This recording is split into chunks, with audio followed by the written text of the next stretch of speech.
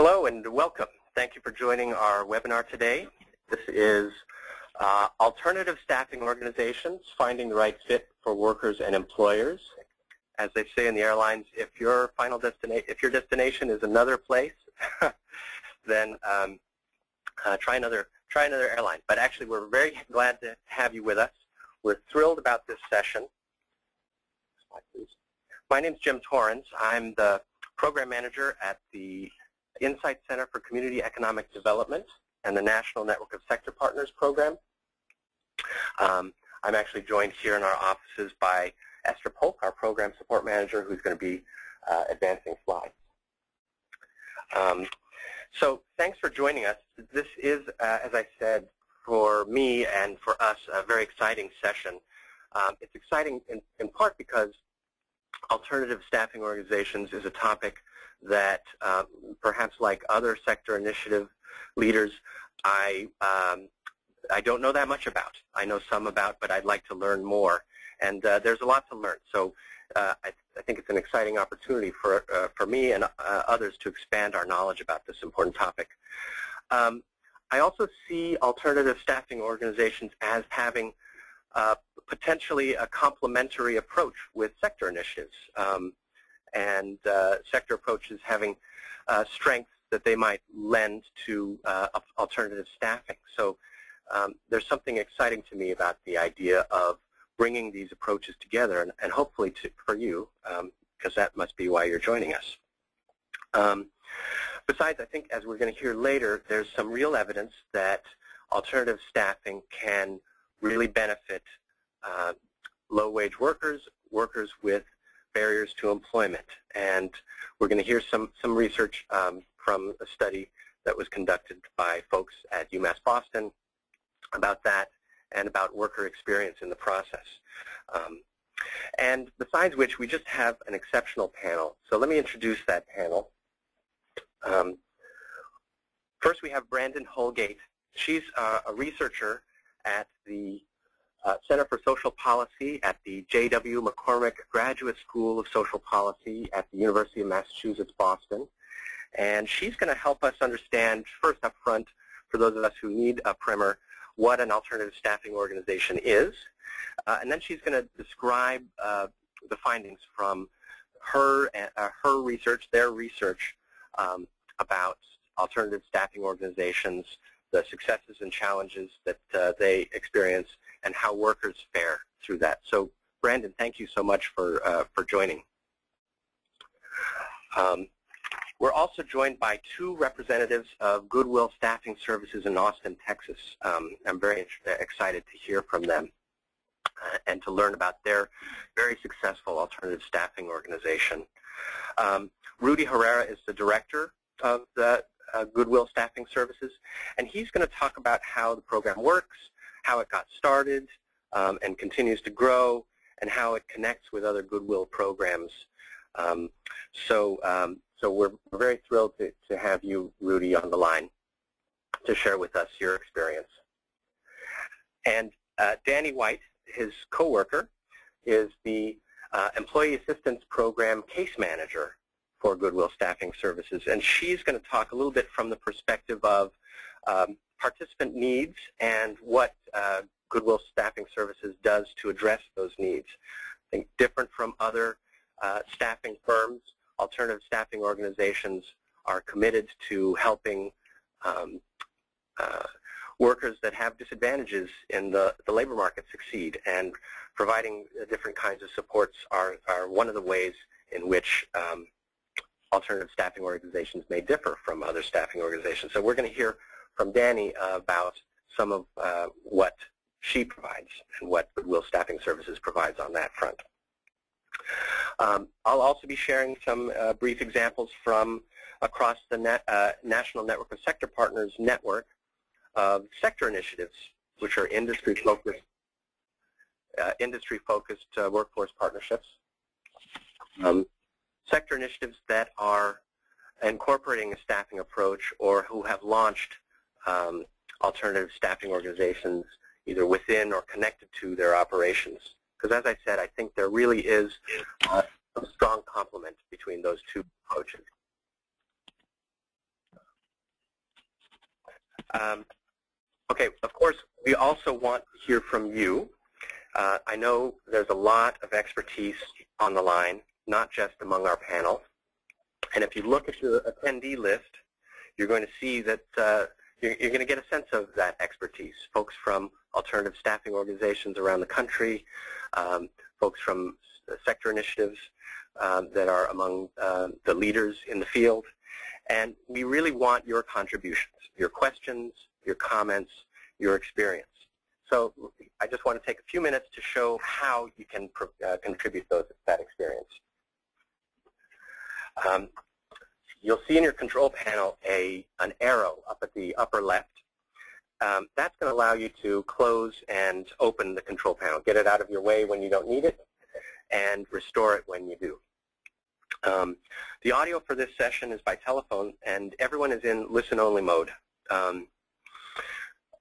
So we want to hear your questions and comments later, and the only way we can do that is if you make sure that you submit your audio PIN if you haven't already. And once I stop talking, I'll send you a reminder to do that as well through the webinar system. Unless you submit that, unfortunately, I won't be able to call on you and unmute you. And I really do want to hear your contribution. So please go ahead and do that if you haven't done that already. You can also let me know if you have a question or comment in two other ways. First, you can send your question to me through the questions pane. And we may get a lot of questions. So please don't wait. If a question occurs to you, go ahead and send me your question when you have one. And that way I can know to call on you. I will want to give you the chance to ask your own question. But if questions pile up, we may not get to all questions. So as questions occur, please do send them through the questions pane. You could also let me know if you have a question or just a technical difficulty, some other comment, by raising your hand. And you'll see that there's a hand icon also on that bar.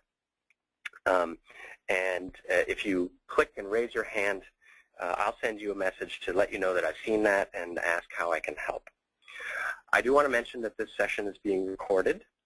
After the webinar, we're going to send links to the recording, the slideshows, and other relevant materials to everyone who registered. So don't feel that you have to scribble down copious notes unless that's just how you listen, which happens to be my case. But do know that we'll be sending materials after this session that that build on what we talked about today. I wanted to say a few words about why this felt important to me right now, and why I think this is an important topic for sector initiatives right now. And I'm going to go back to a training series that I put together last year for grantees of the Los Angeles Regional Workforce Funder Collaborative. As part of that process, I talked with many of these sector initiatives that were focused on healthcare, construction, and green jobs about some of the challenges that they were facing. And many were looking for innovative ways to find employment for their participants in a very challenging labor market. Not only that, but many were also looking at ways to sustain initiatives that they had funding for at the moment, but that they saw the funding sunsetting for. And many of the folks I talked with saw different forms of social enterprise as ways to address those two things: to create jobs that would provide employment for their training participants, and to create a business within their enterprise that raised revenue to support their overall efforts. Those ideas, I think, are no less relevant now and are still a reason why many sector initiatives are interested in social enterprises and alternative staffing organizations as one example of a social enterprise. I also want to connect it to some conversations that I had with job seekers in San Diego. We did a series of focus groups with older job seekers, 55 and older, unemployed, often for quite some time.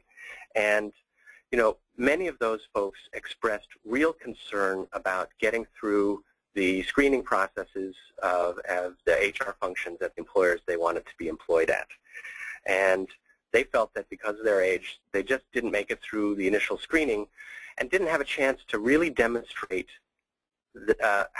what quality employees they could be.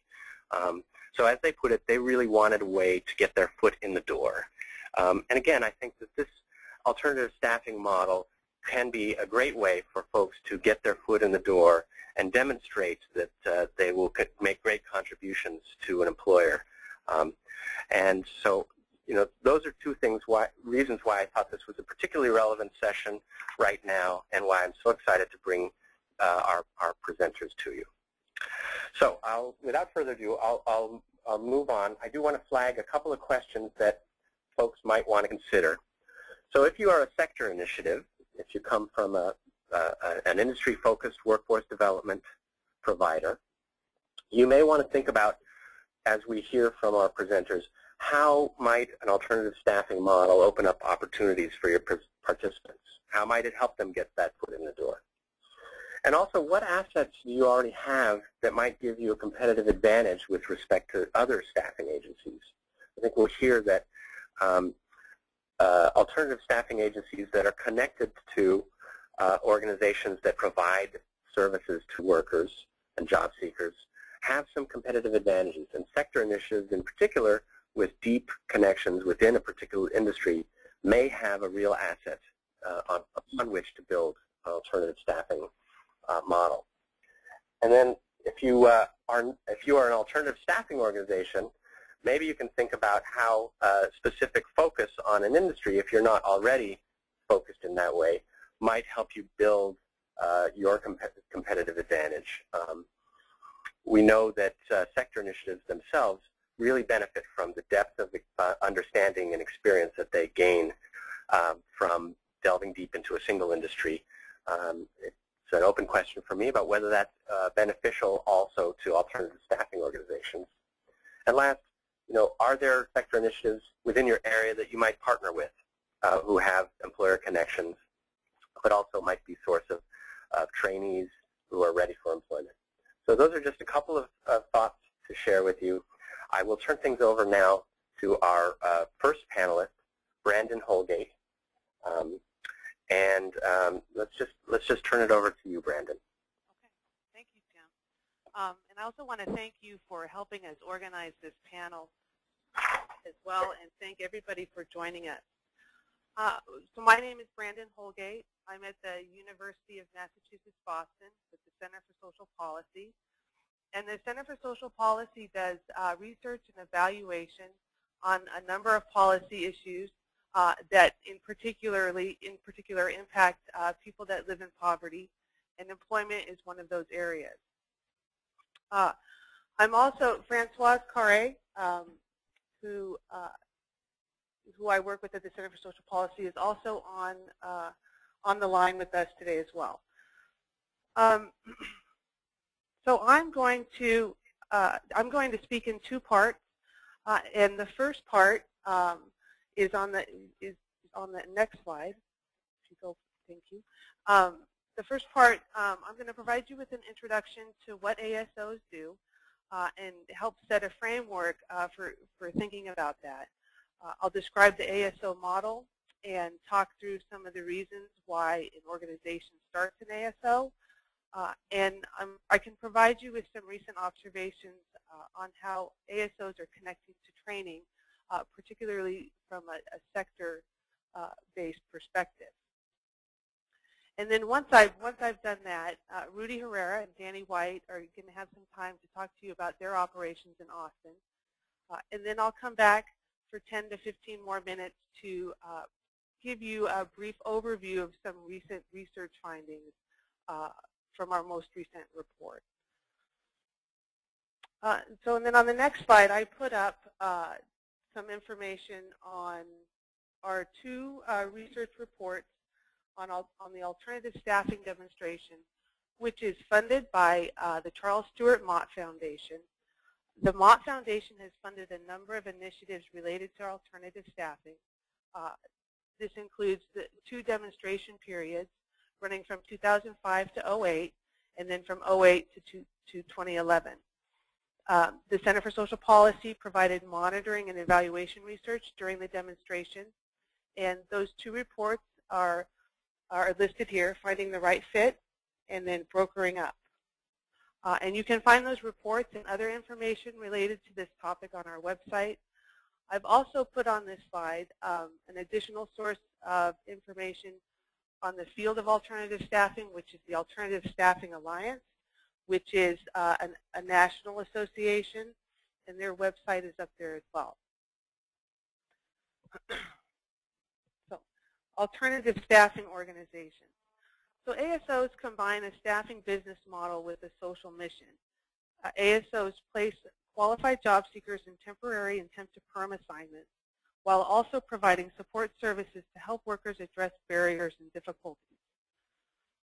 ASOs are different from mainstream staffing companies because they incorporate a social mission. They also commit to placing a target population or a particular population, whereas a mainstream company will shift what kind of job seekers they serve based on the kind of job orders they get. ASOs may be located in particular communities with high unemployment. They may work in conjunction with homeless and housing services, ex-offender reentry programs, youth or disability services. ASOs also design support services to address particular barriers to employment. Some of this is done by providing referrals to services within their network for housing or child care services, and some supports are provided in-house, for example, a transportation program or an employee assistance program. ASOs also charge a markup on the wage rate, which covers their administrative expenses and mandatory benefits, which is what other staffing companies do. But unlike mainstream staffing, ASOs often waive hiring fees for regular positions in the hopes of encouraging employers to hire on their workers. So up on the screen is the ASO model. This slide shows one way to depict the components of an ASO's operations. And this model is in our earlier report. So there's 3 stories to tell about the work of an ASO. And the top of the graph shows the recruitment and screening process for job seekers coming in. And ASOs use a variety of strategies to screen and assess job seekers. Most ASOs offer resume and interview preparation, as well as some job readiness. Candidates are provided with information on support services that are offered through the ASO or its network. And ASOs might provide some initial training, but they also refer people out for training opportunities. And then the bottom third of the graph shows the selling process, cultivating business opportunities and converting prospects to customers, as well as receiving job orders. It's not the same as a job developer role. Selling staffing services requires sales experience. It requires quick turnaround for placement, and customers provide immediate feedback.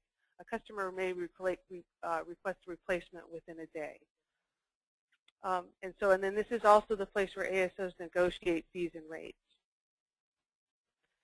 And then the center of the graph shows how the ASO manages both its mission and its business goals. This is where the job match takes place.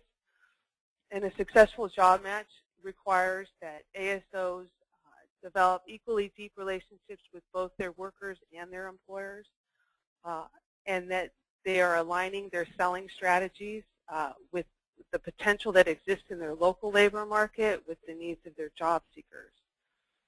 And ultimately, ASOs strive to cultivate employers with entry-level jobs that are geographically accessible for their workers, as well as employers that are providing jobs that are safe and that have some potential for converting into a regular position and providing steady work. on the next slide, so why have organizations started ASOs?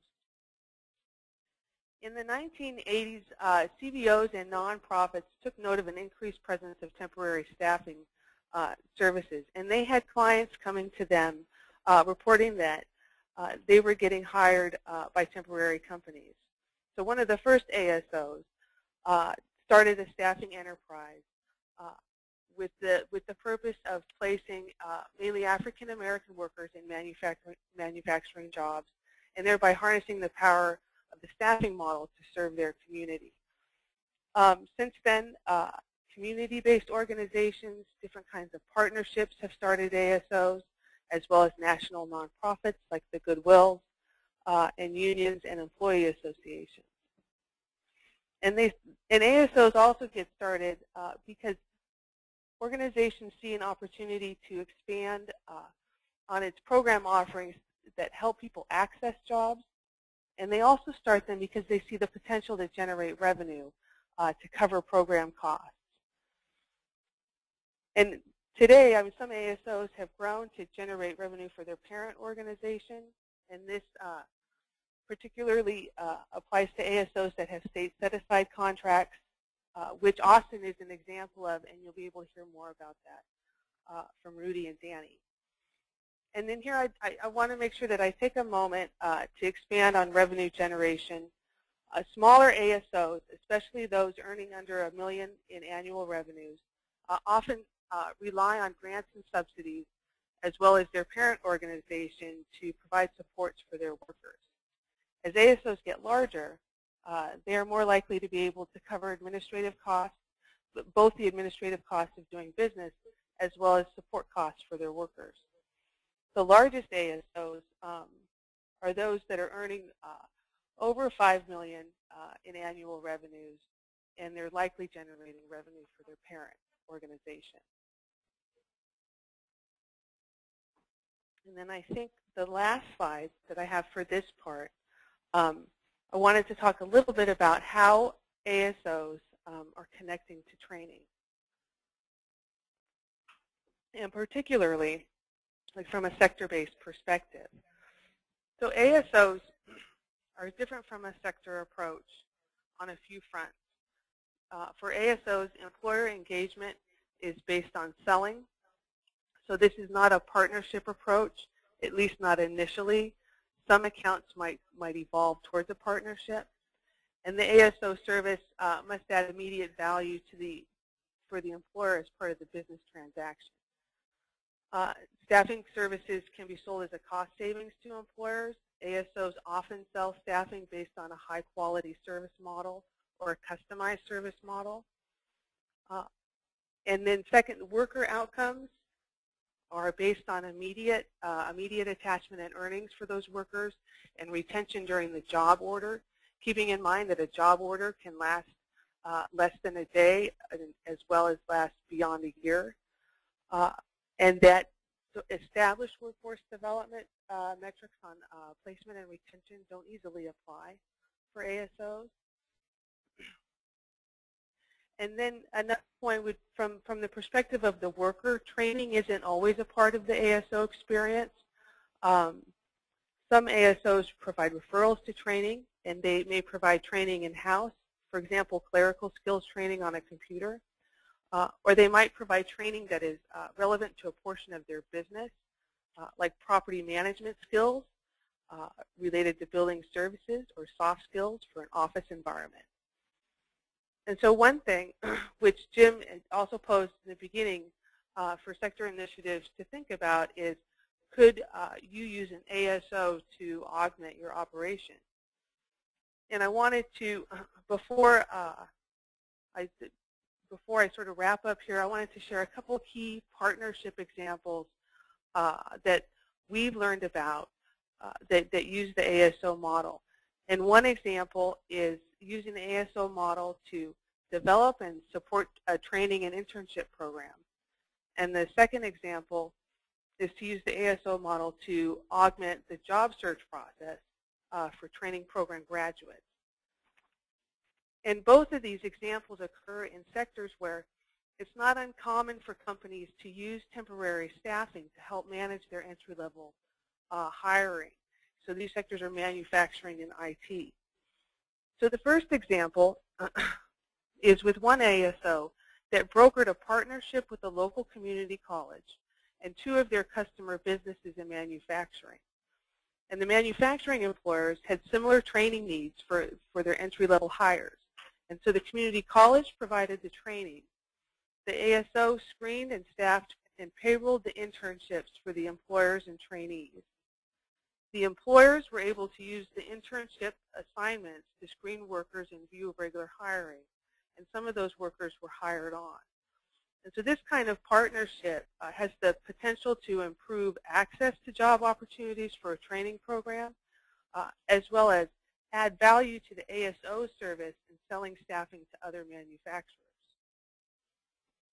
And then a second example is from a training program for IT and network technicians. And the training program had come to realize that many of its graduates were being hired on by temporary staffing companies because companies were using IT crews for one-time company moves or one-time company software upgrades. And so the training program engaged with an ASO in a series of discussions on how the 2 operations might be able to work together. So one potential idea was for the training program to hire its own salesperson that sold staffing services, but to use the ASO for the HR function, the payrolling, and that administration part. So this would allow the training program to seek work for its graduates without putting it in direct competition with the other temporary staffing services that its graduates had come to rely on. And the arrangement for the ASO had the potential of expanding the ASO's customer base.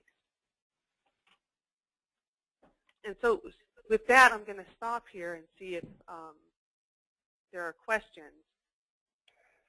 Brandynn, thanks for that overview and then for highlighting a few specific things. We did get some questions, so and we're still open to more if you want to send them into your questions pane. But let's start with a question from Susan Crandall. Susan Crandall is from Workforce Results and is a workforce development consultant whom I know quite well. Susan, are you there? Yes, I am. Can you hear me? Yes. You want to go ahead and ask your question?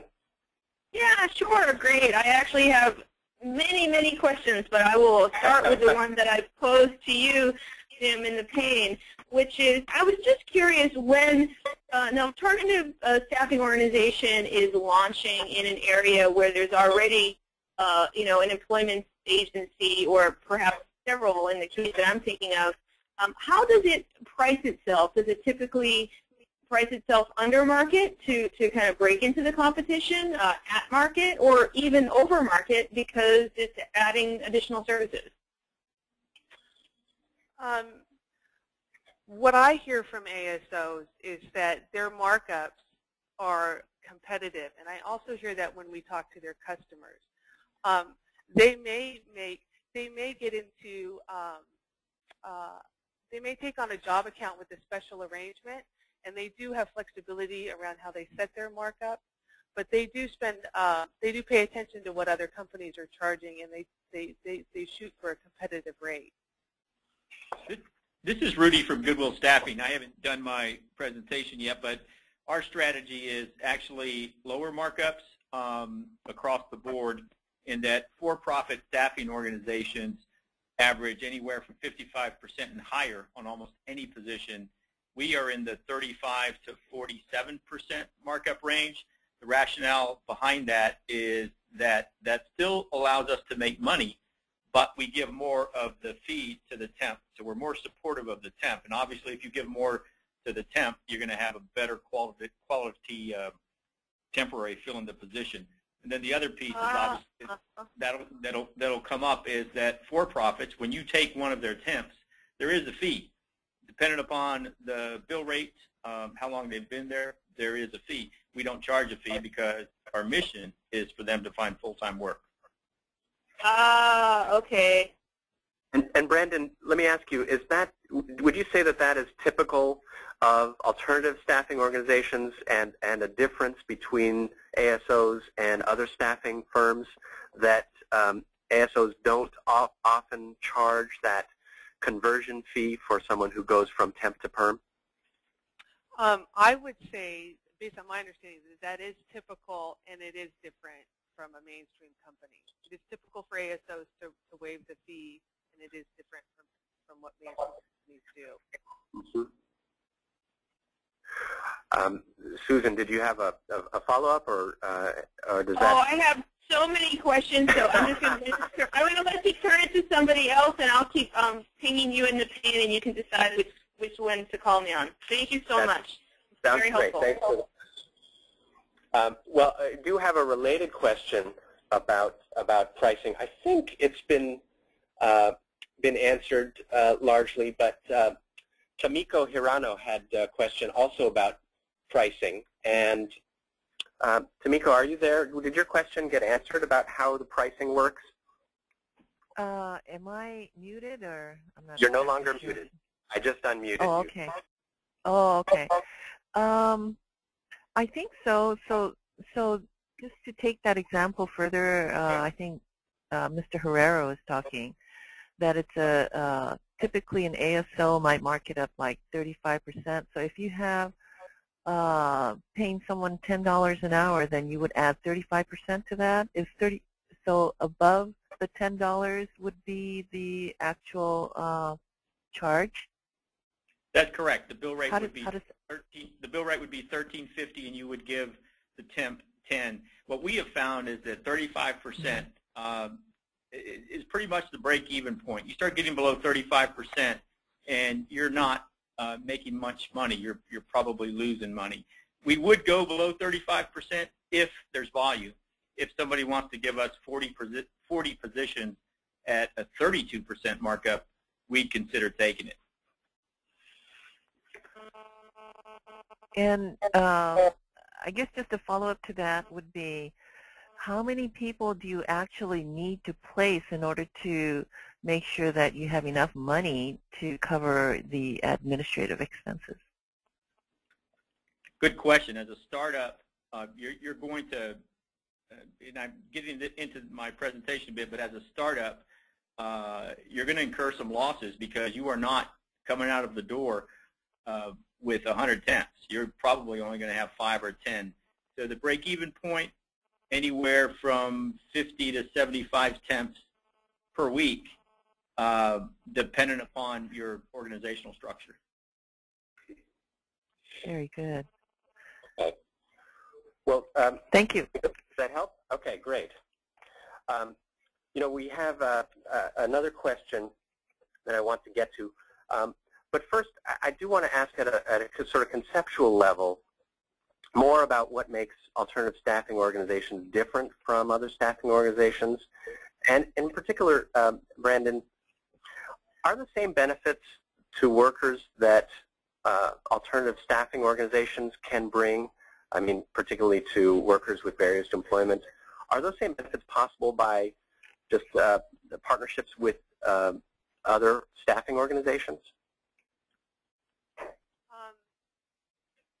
I think workers, so there's a couple ways to go at this. So workers say that one thing we hear from workers is that staff availability at the ASO and those services they get from the ASO make a difference for them, and that they don't necessarily get that at another staffing agency. They're more likely to get called back or to be allowed a second chance. Partnerships with a staffing agency, with a mainstream staffing agency, I think might be something to think about, but also a competitive staffing agency really is going to be focused on placing job orders, and a partnership with a workforce development or a sector program, you still have limited control over access to those jobs. Is that also getting at your question, Jim? Well, maybe the crux is just, you know, what really makes ASOs different from other staffing organizations, and it sounds like in one aspect, it's simply the commitment to employing a certain population rather than selecting the population that you employ purely in response to what employers are saying, and there just seems like there's a greater commitment to the idea of employing a certain population, and that a lot gets oriented around that. Would that be a fair distinction between ASOs and traditional staffing firms? I think a good way to show that to the participants is, in the previous question, she asked me for a $10 pay rate, what would be the markup? And I said $13.50. If you partner with a for-profit staffing company, given a $13.50 markup, they're going to only give the temp $8. That $2 that's fairly significant. That's a 25% increase in pay. So their commitment to the temp is revenue-based, not temp-based. Mm-hmm. Okay, well, I think as we learn more, Rudy, about what you do in Austin, I think we'll get another sense of how this distinction plays out on the ground. So yes, go ahead. This is Francoise Carre. Can I speak a little bit to that question of the fee and how conversion and the distinction with conventional staffing companies? That's great. It isn't just that the ASO waives the hiring fee, because quite a number of conventional staffing companies do as well. But it's that the conventional companies, if they waive the fee, will still make a deal with the customer employer to keep the temp on payroll a lot longer in order for the temporary company to collect the markup for a much longer period of time. Whereas the ASO has a stake in the worker, jumping off and getting hired. And not only do they waive the hiring fee, but if there is kind of a duration where the temp is on the ASO payroll, it's a shorter period of time. So that gets at the question of the distinction between a conventional company and an ASO. A conventional company has a stake in keeping the worker as a temp as long as possible. And the ASO has a stake in the worker being hired and being able to take on a new job seeker and give that person a chance. Okay, so we'll maybe hear about how specific ASOs are helping workers make that transition from temp to perm. May I ask one more thing also? The markup that Rudy gave is a bit low by the standards of the ASOs we've looked at. Many ASOs have a markup that is about 45-50% or even 55%. Mm-hmm. It really depends. It depends on the wage rates of the positions that they staff. Really how much. That's also going to affect the revenue. But basically, I wouldn't walk away from this conversation thinking all ASOs have a markup of 35%. Okay. Good cautionary note. We have one more question that I wanted to get to. It's from Tom Orr. Let's see if I can unmute you, Tom. Oh, you know what? Something must have happened. Wait a minute. There you are, Tom. Tom, did you want to ask your question? And I think it has to do with how employers see alternative staffing organizations and hiring of temporary workers as opposed to hiring full-time workers. Is that right? Yeah, that's right. Can you hear me? Yes, go ahead. Okay, yes, I was just curious, given the trend toward more contingent workers as a cost-saving strategy among companies, do you find that they're more content just to manage the turnover as opposed to investing in training and more permanent workers in the companies that you've worked with? I can try to address that in terms of some of the employers that we've spoken to, because we have spoken to a number of employers that use the ASO service as well as other staffing providers, and they don't necessarily all that distinguish an ASO from another staffing provider in terms of supports for workers, but they do distinguish it on services. But they aren't I mean, I guess in the sense, a lot of our interviews didn't really get at why they use it, other than they have it's been a part of their business strategy or the way in which they manage entry-level workers. So a manufacturing plant wants to use a temporary company to screen workers as they come in, and then they roll into full-time positions at 6 months. Or they just want to have temporary people coming in that are going to roll over and not have to worry about the hiring.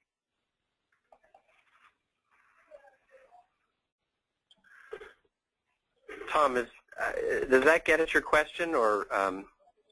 Well, I think so. I mean, I guess my suspicion is that many companies that use alternative staffing or temp services are looking to save money, which is, why they do it, as opposed to bring permanent workers. But I didn't know what your experience had been there. That's all. Yeah, no, I think that a primary reason to use staffing services is to save money. If in fact, if they deal with high turnover is difficult to measure. Mm-hmm. I'm not sure, but I think it seems to me that there is a trade-off that employers are making between lower commitment but higher costs to them for a worker, and that at a certain point it may make sense for them to hire permanently, and that's why that process happens. In talking with Randy Berth of Wisconsin Regional Training Partnership Big Step program, which operates an alternative staffing organization I'll talk a little bit about later, I asked her the question of whether she saw alternative staffing organization as another tool in her belt, and she said, no, it's another tool in the industry's belt. She's working a lot with manufacturers, many of which are having difficulty filling vacant positions, or which are have work that shifts in terms of its demand, and for them it's just another option to meet sort of their range of needs. And I think I hear the underlying reality, which is also that there's a lot of temporary hiring that's going on that may be at the expense of full-time hiring, but there's also a sense in which this does provide a hiring opportunity for some employers, just more limited. This is Francoise Carre. Can I jump in here? Please. And then yes? we're going to, yes, and then we'll move on to hear more about the Goodwill Staffing Services in Austin, because I think as we get more specific about what they're doing, some of these questions will also become clear in how they're applied there. But go ahead, please, Francoise. Just a quick cautionary note. I think that there are lots of different ways that manufacturers and others use temporary staffing. And there are some ways that are very destructive. For example, a certain variety of day labor, where the work is just in and out, and the margins are so thin that the workers are exposed to great risks. And I would say that, on the whole, alternative staffing organizations stay away from that part of the business. And that the parts of the business that we'll go for is looking for the employers that have a real trouble screening entry-level workers on their own. They are using staffing, but they're using staffing for some purpose. And one of the purposes is that they really are not terribly apt at finding workers on their own that are going to be workers that will stay in entry-level positions. So I understand the concern, but I also want to say that there are lots of different ways that customers use temporary staffing, and ASOs on the whole try and stay away from the most exploitative version of temporary staffing. Well, I think, thank you. That's a great note. Let's move on now to, and thank you, Tom, for that question, and everyone for your questions. We have more questions than we could take right now. We're going to save those, and as additional questions arise, particularly as we hear from Rudy and Danie, please keep sending those, because I think this kind of conversation is exactly what we want to have happen. So let's go on to hear some about Goodwill Staffing Services in Austin. Rudy, why don't you kick us off by talking a little bit about just what it is that you do, how it's developed, and so on. Yeah, and given the very interesting questions that have been asked so far. I will move through our history rather quickly and give you a picture of where we're at now, and hopefully this will answer some of those questions and solicit some new ones. Goodwill Staffing Group here within our parent organization was created in 1995 as part of a state set-aside contract. What that means is that all the state agencies in town, Austin is the capital, all the state agencies across the state, when they need a temporary, they are required to go to a CRP program, a staffing agency such as ourselves, that places people in these jobs that have either A, disabilities or qualifying conditions. Qualifying conditions is the key phrase there, because a qualifying condition can be a medical condition that someone has been treated for in the past or currently, that if it were in place and active, it would keep them from working effectively. Basically, what that means is that all of our temps have to be job ready. They have to meet the customer's skill sets, the requirements, and the job duties. The first 13 years of our existence, we started out, one of the earlier questions was, where do you start making money? And dependent upon the type market you have, that can be anywhere from 20 temps to 50, depending on the bill rate. So we started out at zero, obviously, and in 13 years we hit $6 million in revenue. That was in 2005. Our experience was in the lower end administrative clerical positions and light industrial custodial positions. Our average wage through 2005 was $13 an hour.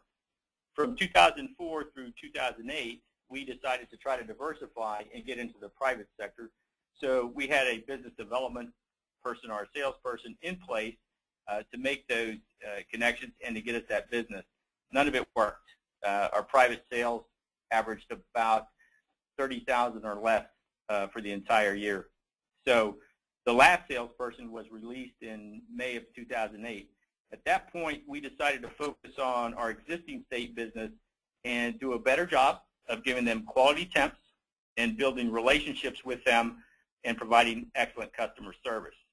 Interestingly enough, when the salesperson left, since that time, our business has grown dramatically. 2009, we had our all-time best year of $8.2 million in revenue.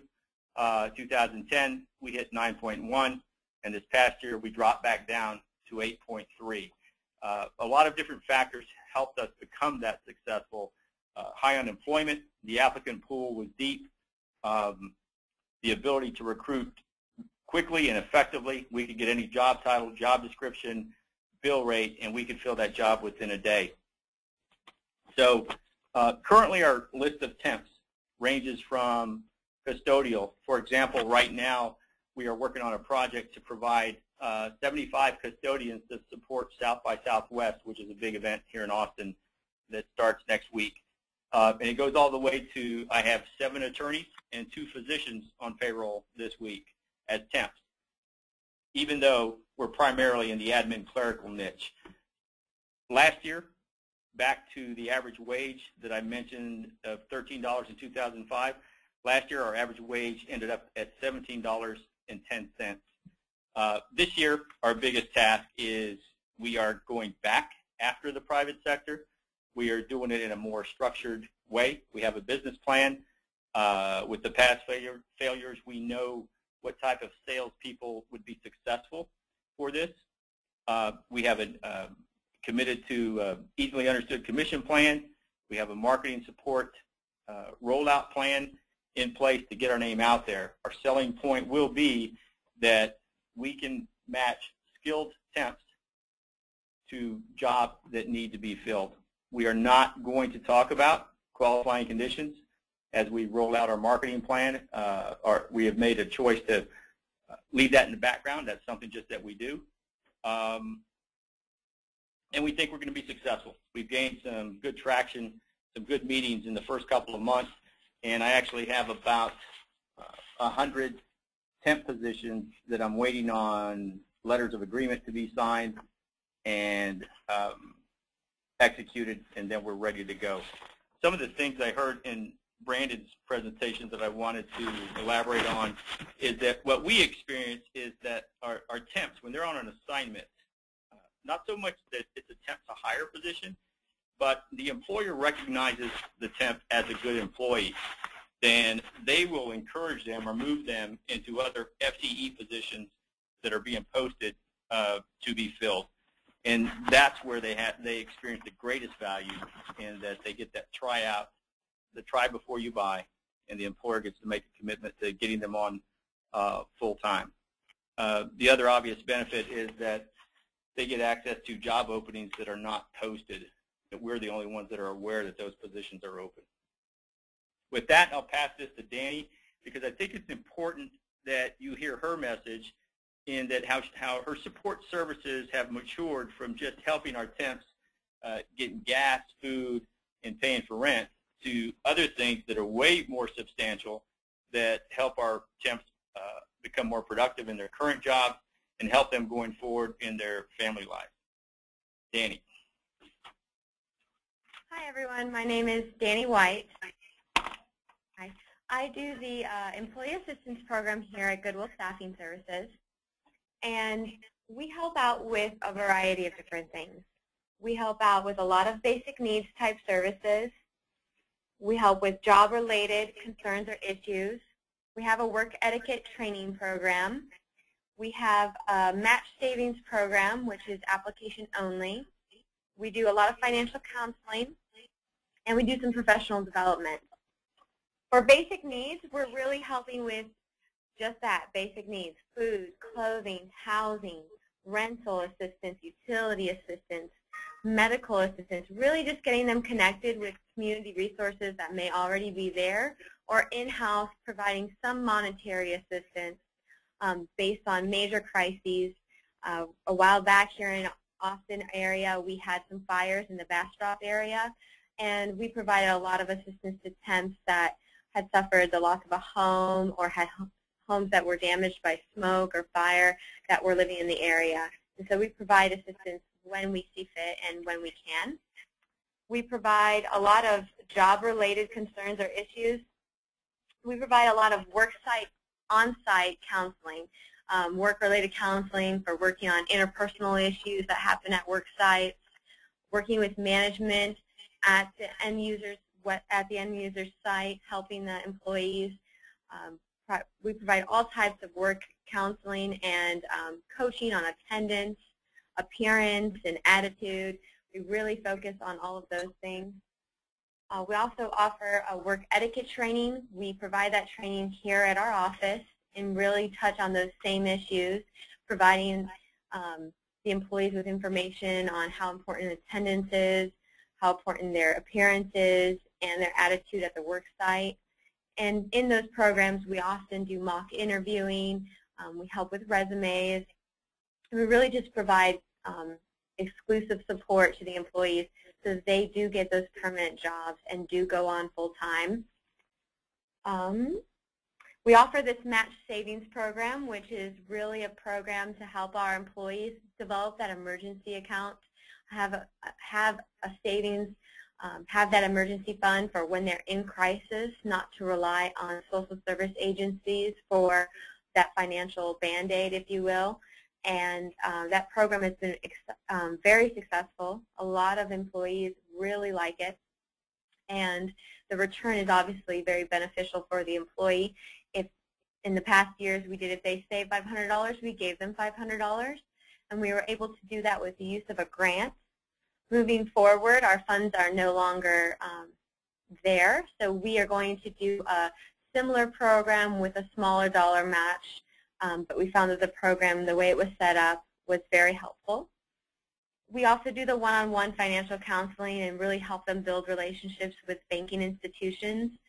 This has a lot of development for them in terms of getting direct deposit and just getting set up with the right support with a financial institution to reach those goals. Here at Austin Goodwill, we have a 403B that they're able to participate in. And a lot of times development in their banking institution and a local credit union or just developing a banking relationship kind of helps them recognize that there are other alternatives out there for financial security. And finally, we do some professional development. we assist with those resumes that I was talking about and doing the mock interviews. And we also have worked on this new program called the Volunteer Program, where we pay our employees to volunteer in the community. Not only does this get our employees engaged in the community organizations that we've partnered with, but it also allows them, if there's a state holiday or they need to take off time for being sick, we don't have sick or leave time, it helps them make up some of their pay. And we pay for every 8 hours that they volunteer in our community, we give them $100. And so this really helps our employees, and they absolutely love the program. They get involved in the community, and they also get a $100 incentive, and it's really helping us establish relationships in the community, getting our name out there, and making Goodwill Staffing Services an organization that participates in the community. And I'm finding really good feedback from all employees participating in that final program. Even if you have adopted some dogs, and I'm not responsible for that, but they did. So it's really, we just do an inclusive approach that really works on helping our employees feel supported. And so I can explain anything more in depth, but that's kind of what I've got so far. Danie, I think that is a great starting place. I know we have a number of specific questions for both you and Rudy. And so let's just dive into those. The first one is actually for Rudy. It's from Drew Douglas at the Marin City CDC. And I think Drew is interested in asking about, I'm getting a little feedback. So Drew is asking about the nature of those set-asides. And maybe he's also asking how he can get some of that action. Drew, do you want to ask that question? Yeah, I was curious about just the nature of the government set-aside contracts you talked about for startup. Were they like niche contracts, or was it something with local, county, or state government? No, there was a group called the Texas Industries for the Blind and Handicapped that worked with the Texas State Legislature to create job opportunities for people with disabilities. Through that process, they convinced the Texas state government to pass a law that requires all the state departments to abide by this state set-aside contract. So they're required to come to us. It's not a bid process. We don't have to solicit it. We just have to service it well to increase the business, which is what we did over time. So when they need a temp, no matter what, they have to come to us or our competitor. We are in the capital of Austin. One of the reasons we're big is that we're in the capital of Texas, excuse me. So many of the state departments are located here, versus if I were in Lubbock, I'm not going to have much opportunity to do business with the state because there might only be 2 departments there. So through this contract, it comes at us, and over time, we've developed a relationship and trust with them that they know when they request a certain type position, we can fill it and fill it well. That's great. Thank you. Thanks for the question, Drew. One of the questions that I have is more generally whether there is some value in the commitment that ASOs have to specific populations that might fit with public policy objectives, and whether there are other examples of similar kinds of hiring priorities or set-asides that Brandynn, maybe you or Francoise could comment on. It seems like a potential asset and strong source of ASOs.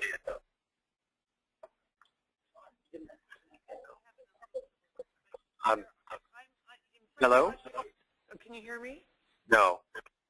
No? Okay, we can hear you well now. Oh, you can? Okay.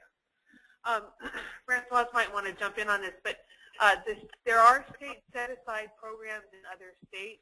I think that the Texas example is particularly strong around that policy that really has affected hiring for people with disabilities, and that people should look at their independent states for that.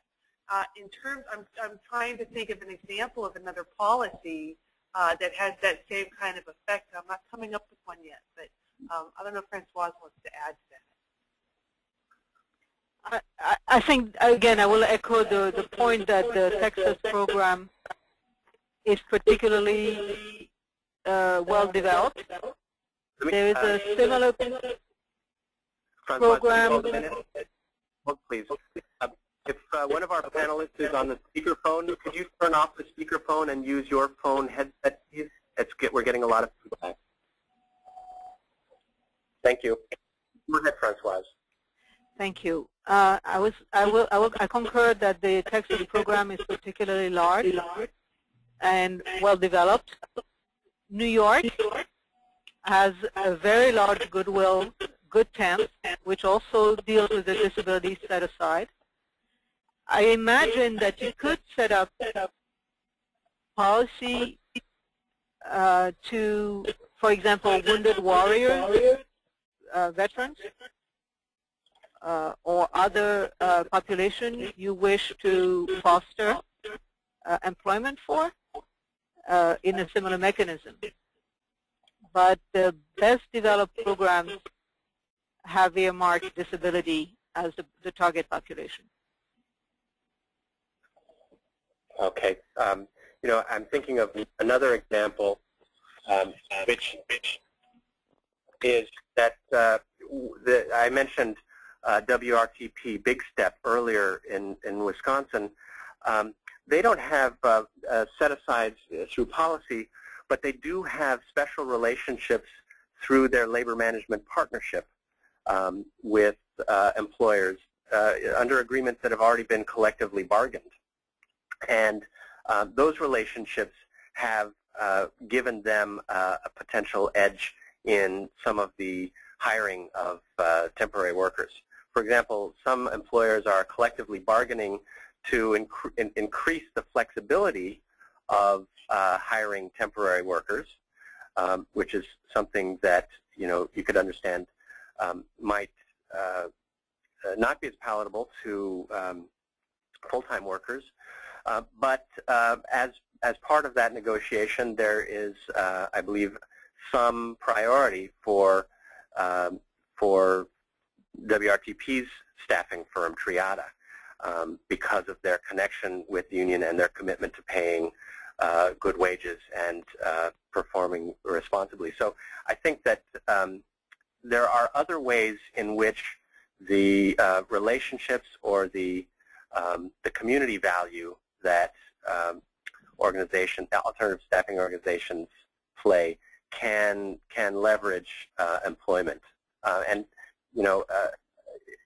I don't know if this is the case in Austin, Rudy, but in another place in New Orleans, community staffing services, they place a lot of folks in other aspects of Catholic Charities' business.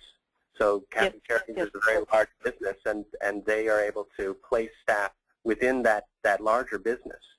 Let me give you, if I may jump in and give a quick example. In Minneapolis, the city awarded recycling contracts for cleaning parks of debris, and the vendor was required to use a local workforce and had no way to do that, didn't know how to recruit. And the ASO, Emerged Staffing, was well positioned for recruiting community members for those jobs, so that the partnership was between this employer and the ASO was triggered by city policy, city contract award policy. Right. And so that's the kind of thing that can be done without necessarily a statewide set aside. And there are lots of examples of this kind of thing going on for ASOs. Okay, I want to move on. Thank you, Francoise, for that additional perspective. We have a question here from Elizabeth Hart. Elizabeth, let's see if I can unmute you. Yeah, would you go ahead and ask your question? I think it's for Danie about the EAP program. Is that right? Elizabeth, are you there? Oh, I might have muted her again. Okay, we've lost her.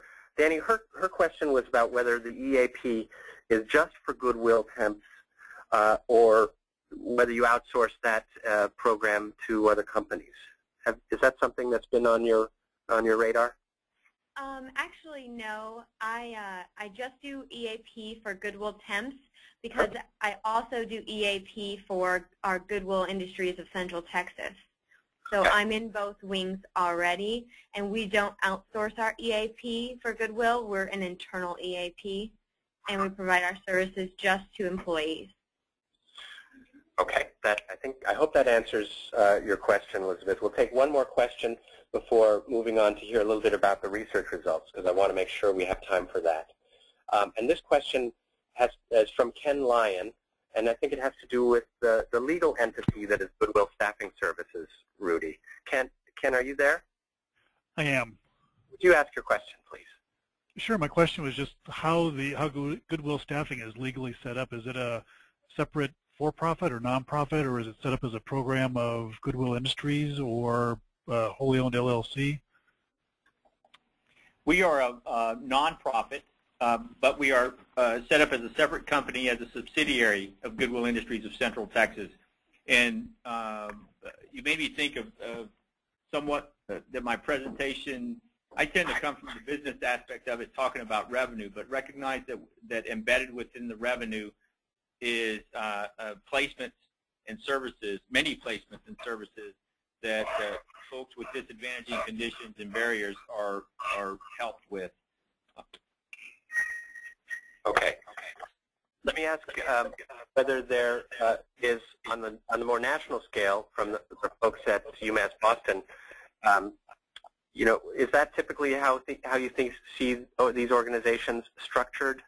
Are they separate legal entities but affiliated with other entities? Are they standalone? Or are they just? I think that might be typical for Goodwills. I am not sure if I know of an ASO that's a standalone. Other ASOs, oh, there are? Yes. Oh, okay. And so would you want to talk about the standalones then, Francoise? Well, the oldest ASO is Harbor Quest in Chicago. It used to be called just Cortam Suburban Job Link. It's over 35 years old, and it's a standalone organization, which has eventually merged with the Strive program, but was spun off as a result of a partnership of several community groups that wanted an ASO to start. So that's a fully standalone. There are not that many examples. Most of them are separate entities with a parent organization. The big issue there is that they need to sever the payroll from the ASO from the payroll of the parent organization. And that's the reason why they are usually spun off as a subsidiary. Almost all of them are nonprofits. Very few of them are for-profits. An example is First Source Staffing in Brooklyn. Okay, and you know, that begs a question for me, Rudy, if maybe there's something you can talk about the dynamic of being affiliated with the larger Goodwill organization and also being a separate legal entity. Are there benefits for you to being connected to Goodwill? And you know, what are those benefits? The benefits are that with the Goodwill name, we get instant recognition that we are out there trying to help people in the community. Internally, as we try to find applicants, we work with our workforce development folks to build our applicant pool. Doesn't mean that we give them priority, just means that for them, we are a resource. We have jobs that we have access to that they can use to try to place their clients, and it's a win-win for us internally. But at the end of the day, when we're doing that assessment, it has to be a good match. The client that they refer to us has to have the skill set to make the customer happy, because our primary goal is to make the customer happy so that they give us another order and another assignment. And then through increasing your revenue and your relationships and your placements, you are creating new opportunities for more people. So you're balancing those sets of needs, the need exactly. to satisfy the employer, but the need to also create opportunities for your population. Exactly. I have one foot in the mission side to provide placements and services, and the other foot and decide to drive revenue so that the money I make goes to the folks that provide more intensive services. But I suppose you have a built-in referral source, a recruitment source that otherwise you might have to develop on your own. Is that fair? They participate. They probably give us only about 10 to 15% of our applicants. Okay. We go out and find the rest of our applicants, and actually they find us through word of mouth. They come to us willingly, and we haven't had a recruiter on staff in 2.5 years. Okay. So that's not a challenge for you. Well, right. Thank you. I know we have lots more questions, but we're going to move on. I want to give Brandynn a chance to talk about the findings from their recent research. So, Brandynn, why don't I turn things over to you now? Okay. Thank you, Jim. I have about 10 minutes of findings that I can go over and hopefully still leave a few more minutes for people's questions. So based on our most recent research, I can talk a little bit about the research findings mostly related to worker outcomes. I'm also going to give you a little bit about what we've learned from customer businesses. But first, on the next slide, I've put out the ASO case examples. And there's a couple of things to keep in mind, that the research findings are based on 4 ASOs, and that these sites were they weren't selected because they represent the field broadly. They were selected because they're established organizations. But within them, we get some variety of examples in terms of the types of job seekers that they serve and the types of work experience that they provide. So this slide outlines for you the 4 sites. GSS Austin is represented as the third one over, which you now know something about. The other 3 sites are Emerge Staffing in Minneapolis. Their parent company is a CBO. They're located in an inner city neighborhood with generally high unemployment. They provide jobs in building services, manufacturing, and maintenance primarily. And of the 4 sites, Emerge does the most business with private sector for-profit companies.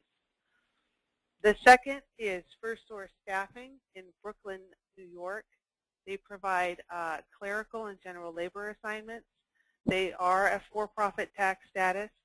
Their parent is a CDC. And a large portion of FSS's business is conducted during tax season by staffing community-based tax prep programs. And then Austin is listed there third. You can also see the difference in Austin's annual revenue for 2010 compared to the other 3 sites. The other 3 sites are earning about $1 to $3 million a year.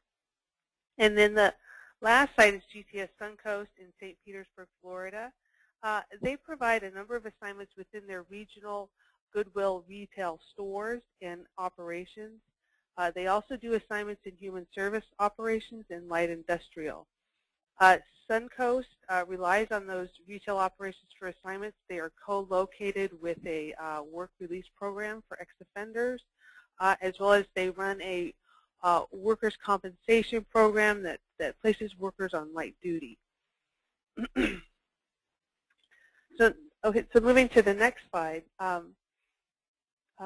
ASOs provide many of the same services that a mainstream staffing company does, especially for customer businesses looking to fill entry-level jobs. ASOs do deliberately look for employers that provide opportunities for full-time and decent jobs in the view of regular hiring for their employees. So customers use ASO services to screen potential hires when staffing up. They use them to fill routine entry-level positions. Sometimes they use ASOs to staff entire shifts or units in an operation. And they also use ASOs for short-term gap filling or for seasonal business peaks. And then different from mainstream is the disability state set-aside, which we heard from Rudy about. And then overall, not a large volume at any one customer location. And then the next slide gives some information on customer perspectives. Customer businesses often report that the service through an ASO is of higher quality than what they've seen through mainstream companies, and that satisfied customers tend to use the ASO for screening temporary workers into regular positions. So they say things like they understand our environment. We're not just going to a placement agency. And so this attention to customer needs leads toward providing a better job match on the part of the ASO. It reduces cost and time for employers, employer customers, and generally, not always, the quality of screening is reported as usually higher by than that they get from conventional companies. And then also, I would point out that not all customers are aware that they're dealing with an ASO and that it's different from a conventional company. They don't know that ASOs are providing support services. But those that do report that those support services improve the performance and reliability of the workforce. And then the next slide, it provides some basic information on work experience. During our monitoring period, we analyzed payroll records from each of these sites. The table shows median pay rates, earnings, hours, and weeks worked by site.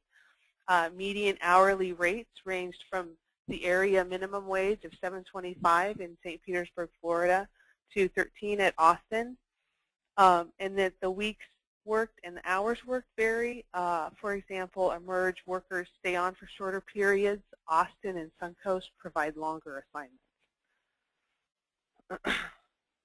And then the next slide, we know from focus groups conducted with ASO workers that these workers want temporary jobs most often because they hope it will lead to permanent work. Occasionally, focus group members say that it fits well with school schedule or family responsibilities, but on the whole, many workers that we've come into contact with the ASO are working for the ASO, and they are registering with other staffing companies because they believe that a temporary assignment can lead to advancement in the labor market. It can put them in contact with other employers and industries that they wouldn't otherwise have access to. And two things that relative to ASOs that these workers call attention to is the ability of the staffing service to connect them to a job. And the second is the availability of the ASO service to help solve problems, either troubleshooting on the job or addressing an issue that affects work. So job seekers need a broker. I put in applications for all these things, and none would come up. So contacting the ASO made all the difference for me right then. I had no connections. And they see people as not problems. They've not given up on us. They'll pick you up when you fall. Those are some of the things that we hear from workers. And then on the next slide, this slide provides the incidence of barriers, which I didn't break out by ASO. This is for all the 4 ASOs across the study. More than a third had a disability. More than a third received public assistance. More than a third didn't have a driver's license. And then other barriers that we reported on were whether or not somebody had a child or had children, in the sense that accessing child care might be a barrier, whether or not they had a high school diploma, whether or not they reported a criminal conviction.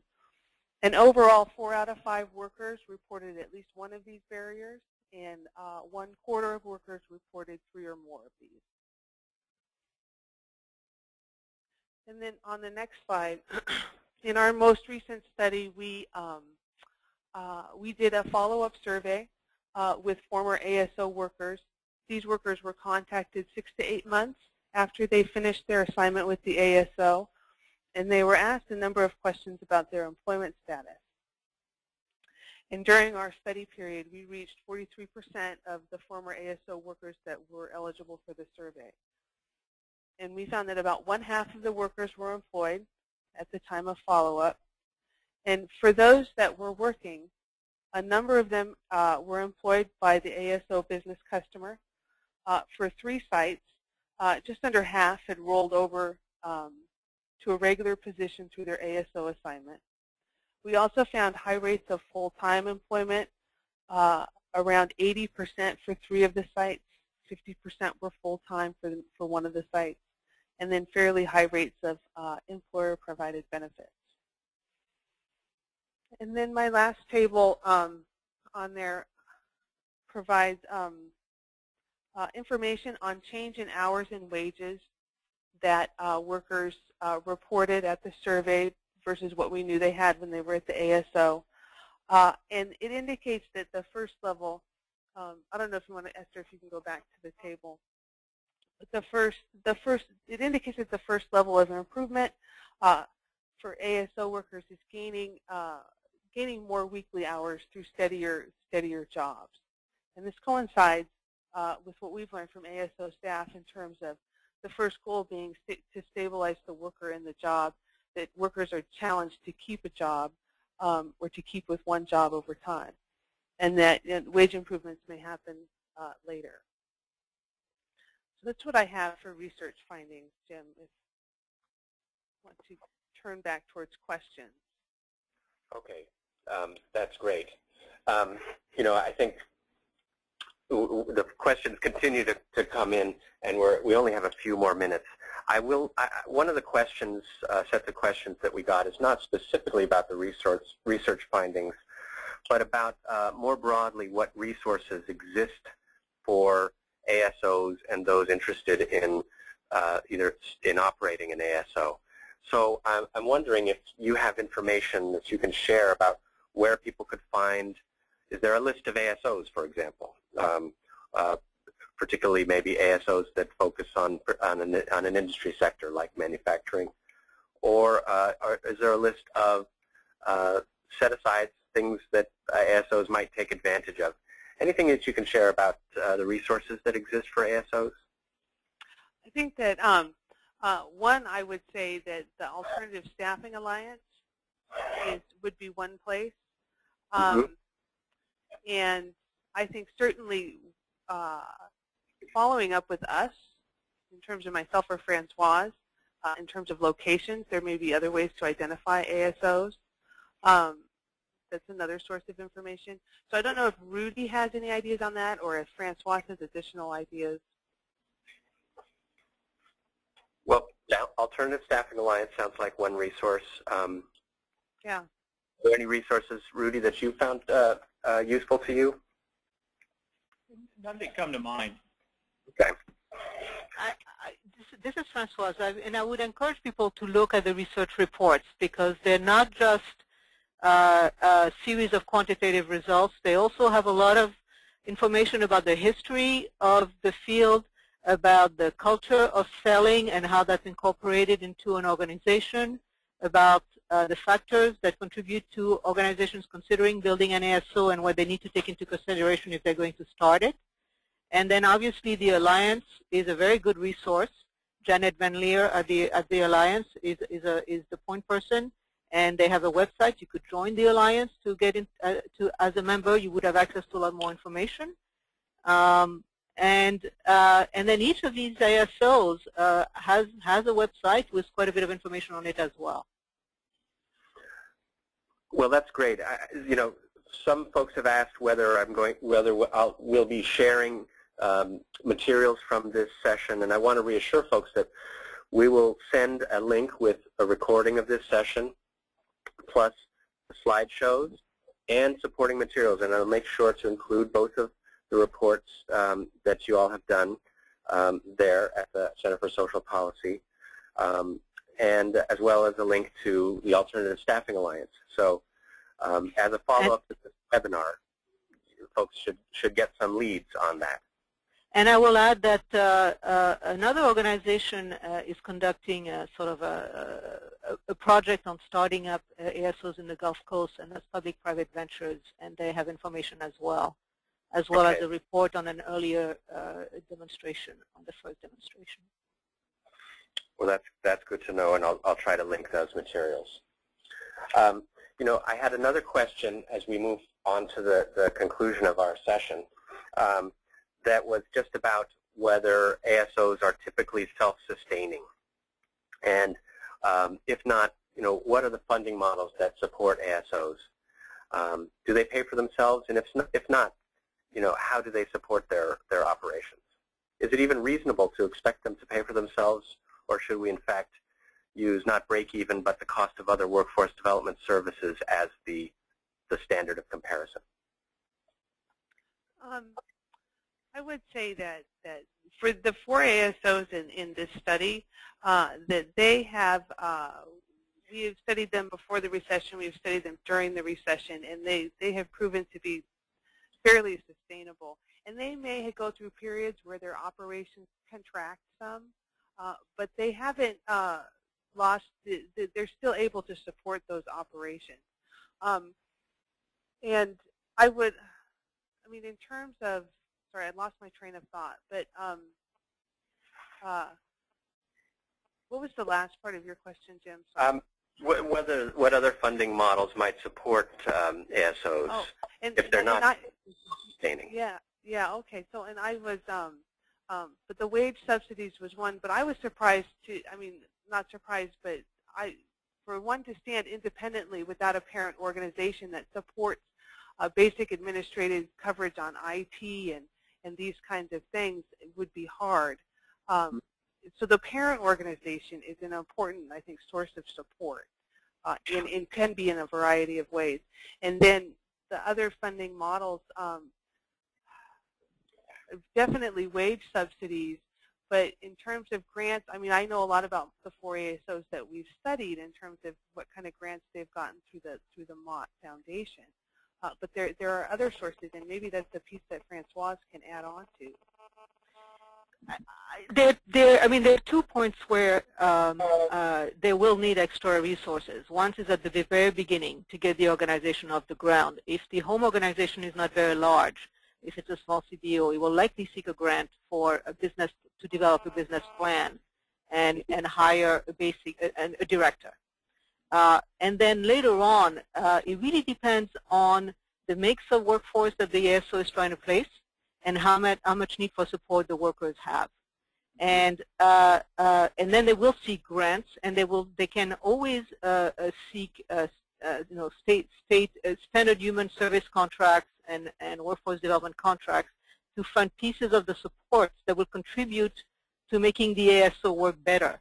But they will not get those grants to make the ASO administration work. Usually the administration of the ASO, meaning the payrolling of the staffing specialists, the people that do the job match and that do the intake, those people's salaries and those administrative costs are usually covered by the revenue.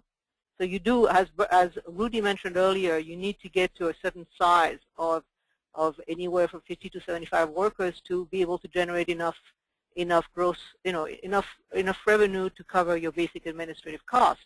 And I'll add that also depends on what kind of jobs you staff. And so the lower the hourly pay of your jobs, the longer it's going to take and the bigger the operation has to be in order to be able to support a director and eventually a salesperson. Okay, that's very, very practical advice. Well, I want to wrap with a few examples of sector initiatives that are using an alternative staffing approach, because I think this is of interest to sector initiatives, as I mentioned before.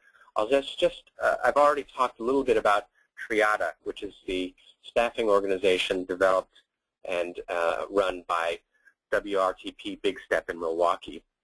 And they focus on manufacturing and construction because that's where their deep connections with employers and their labor management partnerships are focused. And it's really the strength of those partnerships that is kind of the foundation for their staffing work. They mentioned that they have some challenges. Some of the contracts that are bargained don't allow them, in fact, to pay higher wages to their participants, even though that is their general practice. But they're doing some very innovative things within the context of already training manufacturing employees and folks like urban foresters and construction workers. So they've found ways, they have actually found that they provide a way for companies from whom workers have retired to bring back those retired workers, in part to train other workers and in part to fill gaps. and that's been a win-win for those workers who otherwise would be essentially either working for nothing or damaging their retirement to remain in the workforce while the employers gain the benefit of their skills and experience. And as far as the question of break-even, I think they certainly benefit from many of the assets that exist within the parent organization. And I think that the idea is that their business has fluctuated as well, but generally they're at least close to the black. So maybe that's an illustrative example. And then it's unfortunate that Greg Favre of Community Staffing Services in New Orleans has had to leave. I was going to try to give him a chance to talk a little bit about his staffing organization, Community Staffing Services, which is affiliated with the Catholic Charities of New Orleans. They do place a large number of general labor workers, but they are also focusing specifically on the hospitality sector in New Orleans because that is the second largest employment sector. It is key for the New Orleans economy, and there are jobs that are accessible but that have opportunities for advancement. Greg could have spoken to this much more clearly than I, but so taking a sector-focused approach is something that that Greg and Community Staffing Services feel is important to their growth in this area and to providing not just employment opportunities but quality employment opportunities. The asset of being from Catholic Charities is similar, I think, Rudy, to what you said about the asset of being from Goodwill, that people recognize the name and have very positive associations with the organization through their many areas of good work in the community. And they're on the earliest side of their development, so I think Greg would say that break even, not yet, but hopefully they're on their way. As Greg put it, this is going to be a big year for hospitality in New Orleans. There's a lot happening, and he hopes to have a part in hiring folks for that. So I think we're going to leave it at that. Before we sign off, I want to flag an upcoming webinar that we'll be offering on promoting college attainment with folks from the Seattle Jobs Initiative. And they've developed a toolkit for community groups to help those folks prepare and support their low-wage workers and students to access and succeed in college. So that'll be our next webinar. That's a bit off. It's in May, but you may want to flag the date. And before we sign off, as you close your participation in the webinar, there will be an evaluation, and it'll pop up. And we really take seriously your input and feedback and are constantly striving to make our webinars better, more useful to you. So please do take a few minutes. I think there are 6 questions. It's just that short. Could take a couple of minutes. But please give us feedback on this session, what worked well for you and what you would like us to do differently in the future. And on that note, I really want to thank our fantastic panel, Brandynn, Rudy, Danie, and Francoise, you as well. Your expertise on the subject is great, and we really are glad that you were able to contribute it in this way. So thank you so much. Thank you for having us. Thank you, Jen. Appreciate it. Yeah. So, those who wish to follow up, you can contact me here at this contact address. You will also receive an email from me with all of that material that I promised. If we didn't get to your questions, don't worry. I will work with our panelists to try to get you some answers. And I do appreciate everyone's contributions and participation. This was a very interactive session, which is exactly how we wanted it to be. So, so thank you for participating in our webinar, and we hope to have you participate in future webinars. Until then, be well, and our webinar is now over. Thank you.